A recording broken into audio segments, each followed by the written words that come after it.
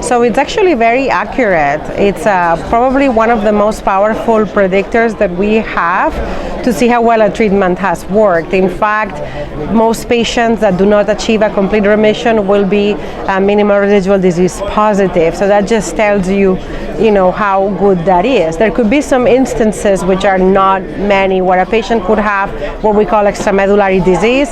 So a patient with multiple myeloma comes in and has some mass or something somewhere, a mass like, for example, in the rib. It's not uncommon to have lesions in the bones that maybe have a little bit of a mass, and then you treat the patient and you do your MRD assessment in the bone marrow, which is basically just taking a little bit of blood from the bone marrow, maybe like a couple of milliliters or something like that, and then you test it and that's negative, but then you do a PET CT or you do an MRI and you still see that there is something left in terms of where that rib lesion had been. So in that situation, the patient obviously is not yet in remission. I mean, there's myeloma left, and you can treat that and keep checking the MRD. But sometimes, there are some situations where MRD may tell you that it's negative, but there may be some residual disease. But these are not most of the situations in myeloma.